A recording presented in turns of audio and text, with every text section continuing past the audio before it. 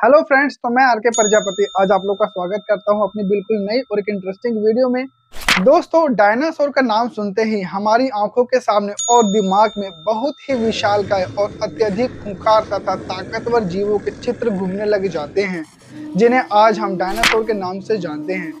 दोस्तों, आज से करोड़ों वर्ष पहले जब हमारी इस धरती पर इंसानों का दूर दूर तक कोई अस्तित्व ही नहीं था, तब आज से करीब 6.5 करोड़ साल पहले हमारे इस समय की अत्यधिक आधुनिक व सुंदर दिखाई देने वाली धरती के हर एक कोने पर विशालकाय व खूंखार डायनासोर का राज हुआ करता था। और इन दैत्यकार और विचित्र डायनासोर ने करीब 14 करोड़ सालों तक हमारी इस सुंदर धरती पर राज किया। और दोस्तों, उस समय इन डायनासोर की कई अलग अलग हजारों प्रजातियां इस धरती पर हुआ करती थी, जिनमें से कुछ डायनासोर शाकाहारी थे तो वहीं कुछ मांसाहारी, कुछ जमीन पर रहने वाले थे तो कुछ आसमान में उड़ने वाले, तो वहीं कुछ डायनासोर बहुत ही शांत और सरल स्वभाव के थे और कुछ बहुत ही हिंसक और खतरनाक। और हमारी पूरी पृथ्वी पर जमीन से लेकर पूरे आसमान तक बस इनका ही राज था। पर दोस्तों, जब डायनासोर्स की सभी प्रजातियां अपना जीवन धरती के इस सुंदर वातावरण और घने जंगलों में बड़े ही आराम से बिता रहे थे, तभी अचानक उस समय एक ऐसी घटना घटी और एक ऐसा विनाशकारी महाप्रलय आया, जिसने इन डायनासोर्स के साथ साथ धरती पर रहने वाले लगभग 90% सभी जीव जंतुओं और पेड़ पौधों का विनाश कर दिया और इस धरती से उनका नामो निशान मिटा दिया।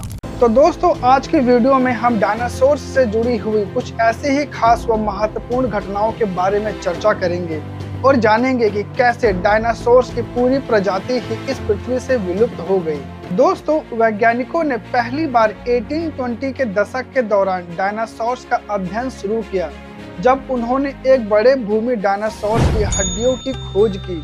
और तब से लेकर अब तक दुनिया भर के अलग अलग जगहों पर हजारों डायनासोर्स के फॉसिल्स प्राप्त किए जा चुके हैं। और दोस्तों, जाने माने ब्रिटिश जीव विज्ञानी सर रिचर्ड ओवेन ने सबसे पहले साल 1842 में डायनासोर्स शब्द का प्रयोग किया था। डायनासोर्स शब्द प्राचीन ग्रीस भाषा के डाइनोस और सौरस शब्द से मिलकर बना है, जिसका अंग्रेजी में अर्थ होता है टेरिबल लिजर्ड, यानी कि भयानक छिपकली। दोस्तों, मेसोजोइक एरा, जिसे डायनासोर एरा भी कहा जाता है, यह वह दौर था जब सुपर कॉन्टिनेंट पैंजिया की धरती पर विशालकाय डायनासोर और रेप्टाइल्स का एकमात्र राज हुआ करता था। और दोस्तों, मेसोजोइक एरा की शुरुआत आज से तकरीबन 252 मिलियन साल पहले हुई थी। इसे धरती के इतिहास के सबसे विशालकाय ग्रेट एक्सटिंक्शंस में से एक माना जाता है। इस एक्सटिंक्शंस के चलते धरती से लगभग 95% मरीन लाइफ और 75% एनिमल और प्लांट स्पीशीज का पूरी तरह से अंत हो गया था, जिसके बाद अस्तित्व में आया मेसोजोइक एरा, जिसे मुख्य रूप से 3 भागों में बांटा गया है, जिनमें से पहला है ट्रायसिक पीरियड, जो कि आज से करीब 252 मिलियन साल से लेकर 200 मिलियन साल पहले तक के पीरियड को कहा जाता है। इस दौरान सबसे पहले डायनासोर्स और रेप्टाइल्स अस्तित्व में आए थे, जो कि समय के साथ दुनिया भर में फैल गए। और दूसरा है जोरासिक पीरियड। इस दौरान सबसे पहले मैमल्स, बर्ड्स और विशालकाय डायनासोर्स अस्तित्व में आए थे।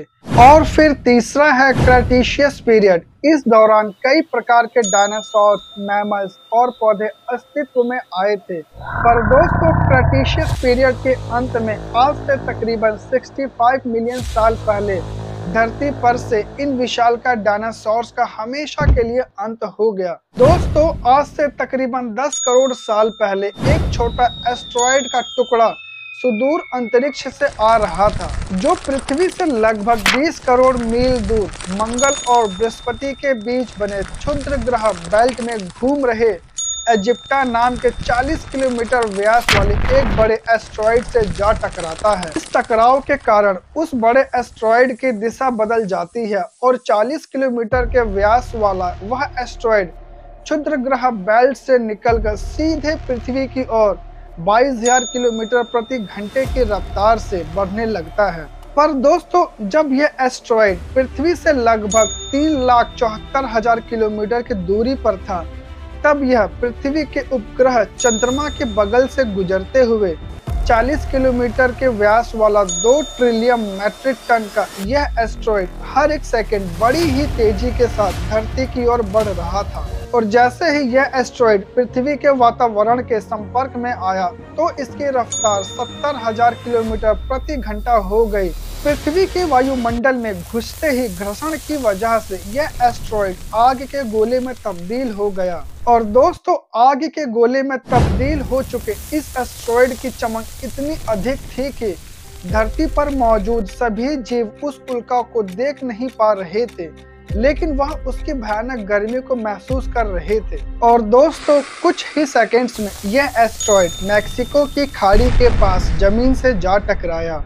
और दोस्तों, यह टक्कर इतनी भयंकर थी कि जिसके बाद लगभग 35,000 डिग्री सेल्सियस की ऊर्जा वाला एक भयंकर विस्फोट होता है। और यह धमाका बहुत ही बड़ा हुआ, इतना बड़ा कि यह लगभग 20 हाइड्रोजन बम के बराबर था। ये विस्फोट इतना शक्तिशाली था कि इसके टकराते ही धरती पर मौजूद धूल, पत्थर और लाखों टन धातु अंतरिक्ष में चली गई और टकराव वाली जगह पर 180 किलोमीटर चौड़ा और 20 किलोमीटर गहरा गड्ढा बन गया था। इस एस्ट्रॉइड के धरती से टकराने के तुरंत बाद ही सैकड़ों किलोमीटर दूर तक आग का गोला फैल गया था, जिसने अपने रास्ते में आने वाले सभी जीव जंतुओं, डायनासोर और पेड़ पौधों को तुरंत ही राख में बदल दिया। इस टक्कर से समुद्र में कई मीटर ऊंची खतरनाक लहरें उठी। इसके बाद कई सारी सुनामी और भूकंप आए और दुनिया भर में सारे असक्रिय ज्वालामुखी सक्रिय हो गए और फूटने लगे, जिन्होंने पूरी पृथ्वी में तबाही मचा दी थी। और दुनिया के हर कोने में डायनासोर बड़ी ही तेजी से मरने लगे। और फिर दोस्तों, पूरी पृथ्वी पर इस तरह एक महाविनाशकारी प्रलय की शुरुआत हो गई थी। इस महाविनाश को देखते हुए उड़ने वाले सभी डायनासोर इन जमीनी खतरों से तो बच निकले, लेकिन इस विस्फोट की वजह से जो लाखों टन पत्थर व धूल अंतरिक्ष में गया था, वह ग्रेविटेशनल फोर्स की वजह से लगभग 40 से 50 मिनट के बाद आग के गोले के रूप में पूरी धरती पर बरसने लगा, जिस वजह से उड़ने वाले सभी डायनासोर्स भी जलकर राख हो गए और मर गए। और दोस्तों, एस्ट्रॉइड के टक्कर के बाद निकले धूल और ज्वालामुखी से निकली राख और जहरीली गैसें धीरे धीरे पूरे आसमान में फैल गई, जिसके कारण हमारे धरती का वायुमंडल कई महीनों तक गैस और डस्ट से पूरी तरह से ढक गया, जिससे हमारे सूरज से आने वाली प्रकाश की किरणें धरती की सतह तक पहुंचना बंद हो गई, जिसने धरती के फूड चेन को इम्बैलेंस कर दिया। साथ ही साथ इसकी वजह से हमारी धरती का तापमान कई डिग्री सेल्सियस तक गिर गया। अचानक आई इस महाविनाश की वजह से पृथ्वी के बड़े जीव जंतु और बड़े डायनासोर्स इनसफिशिएंट फूड और भूख की वजह से मर गए और पेड़ पौधों की कई प्रजातियां तुरंत ही नष्ट हो गई। इस भयानक तबाही के चलते धरती पर रहने वाले तकरीबन 84% एनिमल्स और प्लैनेट स्पीसीज हमेशा के लिए विलुप्त व एक्सटिंक्ट हो गए और धरती पर रहने वाले 25 किलोग्राम से ज्यादा वजनी सभी जीवों का खात्मा हो गया। पर इस भयानक तबाही के बावजूद कुछ छोटे मैमल्स और उड़ने वाले डायनासोर्स अपने आप को बचाने में कामयाब रहे। ये मैमल्स काफी छोटे थे, जो कि काफी हद तक आज के चूहों की तरह दिखाई देते थे। बड़े विशालकाय डायनासोर्स और दूसरे खतरनाक जीवों से बचने के लिए इन्होंने जमीन के नीचे रहना शुरू कर दिया और पृथ्वी पर बचे छोटे मोटे पेड़ पौधों को खाकर जिंदा बचे रहे। फिर दोस्तों, यही जीव व छोटे चूहे बाद में जाकर आज के आधुनिक मैमल्स के रूप में इवॉल्व हुए। पर दोस्तों, इवॉल्व होने का यह प्रोसेस इतना भी आसान और सरल नहीं था, बल्कि यह कई अहम चरणों से होकर गुजरा था, जिनसे आज हम मनुष्यों की उत्पत्ति हुई। दोस्तों, इंसानों को पृथ्वी पर रहते हुए अभी केवल 25 लाख साल के आसपास का ही समय हुआ है, जबकि डायनासोर्स धरती पर लगभग 16 करोड़ साल तक जीवित रहे। मानव जीवन इनके मुकाबले केवल 0.1% ही है। तो देखते हैं दोस्तों, अब मानव जीवन इस धरती पर कितने समय तक अस्तित्व में रहता है। तो दोस्तों, आज की वीडियो में फिलहाल इतना ही। अगर आपको आज की हमारी वीडियो अच्छी लगी हो तो प्लीज आप इस वीडियो को लाइक, कमेंट और शेयर करना मत भूलिएगा। और अगर आप हमारे यूट्यूब चैनल पर नए हैं तो प्लीज आरके ग्रोथ विजन को सब्सक्राइब कीजिए और साथ ही बने बेल आइकन को प्रेस करना मत भूलिएगा, ताकि इसी तरह की मोर इंटरेस्टिंग और यूजफुल वीडियोस की नोटिफिकेशन आपको मिलती रहे। तो चलिए दोस्तों, आपसे फिर मुलाकात होगी बिल्कुल ही नई और एक इंटरेस्टिंग टॉपिक के साथ। तब तक के लिए बाय बाय, टेक केयर, धन्यवाद।